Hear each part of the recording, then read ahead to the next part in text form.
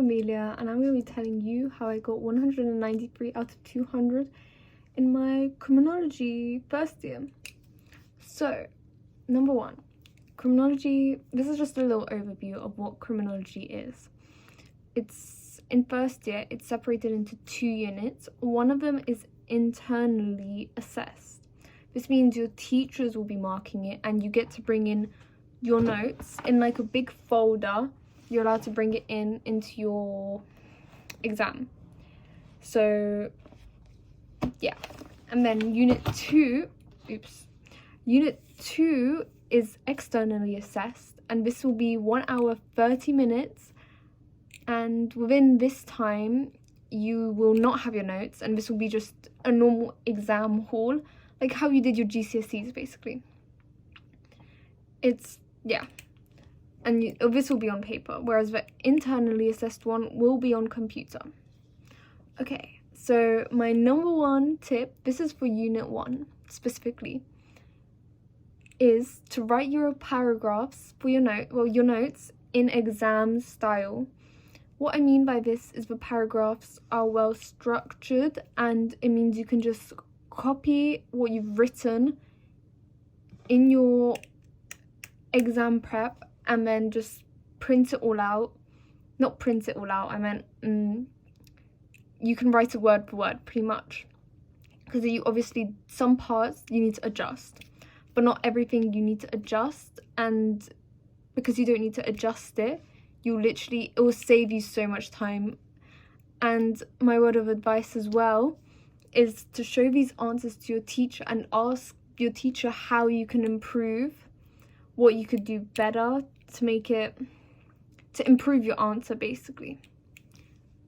Okay, number 2 is timings. During the unit 1 exam, it's only 8 hours, which I know I'm saying only, but it is only 8 hours. You need to be on top of these timings, genuinely.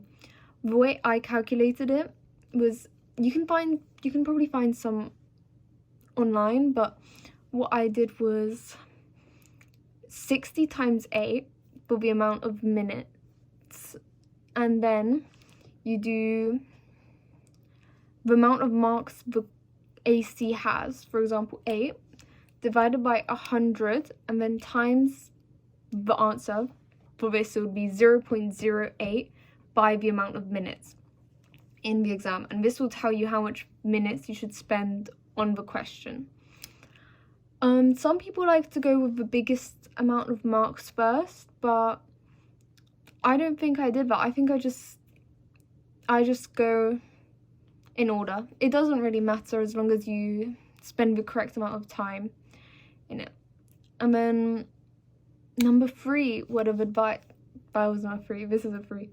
Number 3 word of advice is you should practice your typing if you're quite slow at typing. The average typing speed is about 40 words per minute, so you should aim to be at least average, above average. You don't need to type crazy fast, but I was practicing my typing, I think, since we started, so like in September till when the exam was, which is December time. So I was practicing for like 2 months, 3 months, just getting faster at typing, because it does help. It really does. I would recommend doing that.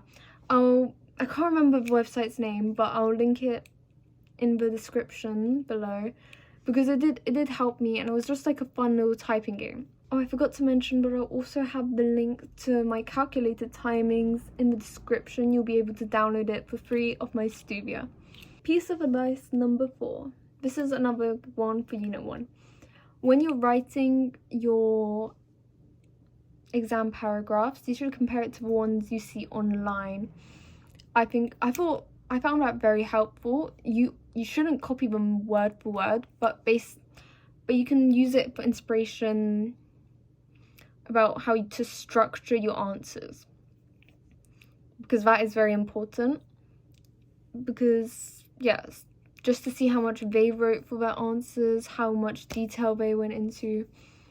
Stuvia, it shows you previews, which I like. You can also purchase a bunch. I'm gonna have all of mine linked below. I literally set it to the lowest price I could set it, so I also have a bundle for it, so if you want to see all my notes, honestly, I think it's worth the price, especially since I got 100 out of 100 during Unit 1. I'll be discussing Unit 2 now. I think this one's obviously more work, I feel like. Like, obviously you're gonna have to put effort into your coursework and stuff, but Unit 2 you have to revise for it. And you have to practice writing with your hand quite quickly. So my biggest word of advice is practice questions, practice questions, practice questions. That helped me immensely. My teacher, she'd do quite a bit in class. Like, what she would do is we'd have practice questions like almost every lesson, and then she'd mark it and give us feedback on it, which I think that was really great. So I can show you all the stuff I have for Unit 2. These are also going to be for sale on my Stuvia. I don't know if it will be on sale by the time I upload this, but I'll have some of my model answers up on there. For Unit 2, I created a lot of flashcards. I don't know if this was necessary. I mean, I don't use them very often. I mainly just did exam questions, as I said. I think that goes for any subject, but you should be doing loads and loads and loads of practice questions until you cannot stand it any longer. That is so important. Like, see, I don't really do the traditional flashcards where you have a question on one side, because I just use these, like, sometimes like 20 minutes before bed. I'll just go through reading all of these. And I had them organized by color, like based on the topic. Like here, I think I had all the, I forgot what, all the theories of criminality. That's what it's called, yeah. Like I have neurochemicals, adoption, Crow, twin studies. What else do we have here? Kohlberg. Yeah, so I think these ones are sociological or psychological. I'm not really sure. Yeah, I did that with all of them, so I had a decent amount of flashcards. Then my teacher, she also got us to do these timelines. I think these were quite good. Oh, it's upside down. My bad. Yeah, so this was timeline of smoking, because we had to obviously memorize a few of these laws and explain how it's changed and stuff. So that was quite good. Additionally, I took some notes on how to answer each type of question. Like here we have this. So, because it's also important to not answer your questions incorrectly, like provide the wrong information. For example, this AC 4.1 policy development, that refers to like the broken window theory, token economy, death penalty, psychoanalysis. It was the use of criminological theories in informing policy development, whereas how social changes affect policy development, that refers to smoking, women's rights, homosexuality. So yeah, and usually in those questions they'll use social changes. Yeah, so I'll put this up on my Stuvia as well, because I think it's quite useful to see how you can answer the questions differently. So, and then in here I have my teacher, she made us these booklets for each topic, like sociological theories. She printed out a bunch of questions that we could answer in here, and we could use this as a form of revision. I didn't use this one, but I used another one, so that was quite good. Additionally, you should look at model answers, and I think it's very useful, at least it was to me, looking how people have answered their questions, what they have done well, I think that's very useful. I'm gonna have these ones uploaded on my studio as well. This is Criminology Unit 2. She also set us some crosswords, which I thought these were so fun. Some people thought they were useless, but I really liked them, you know, because key vocabulary is important. You should know these theories pretty much off by heart. They are quite easy to learn, like Marxism, Jacob XYY, what else is there, Lombroso. Yeah, I think they're quite easy.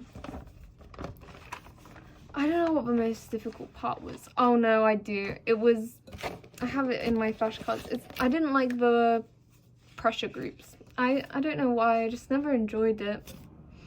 Like Greenpeace, like I was memorizing these quite late in time, whereas most of the other things I had memorized for quite a long time, you know? And then I have a whole practice assessment. This will also be up in my studio. Ooh. Yeah. This one I only got 76 on, so I'll only upload the questions where I got 4 marks. But that's pretty much my word of advice. There's a fantastic YouTuber on here, I forgot her name, but she has really good videos for AC 1.1 and stuff, so you should follow her if you can.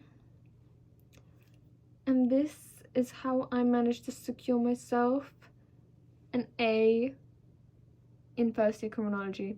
I know I went off on a little bit of a tangent, but I hope this video was of use to you. I'll have all my studio links down below in the description for Unit 1, Unit 2. Maybe if this video was helpful to anyone, maybe I'll do some videos teaching Unit 1 or Unit 2. Like PowerPoint slides, maybe I'll make some. If that would help anyone, I can do that. But until then, goodbye for now.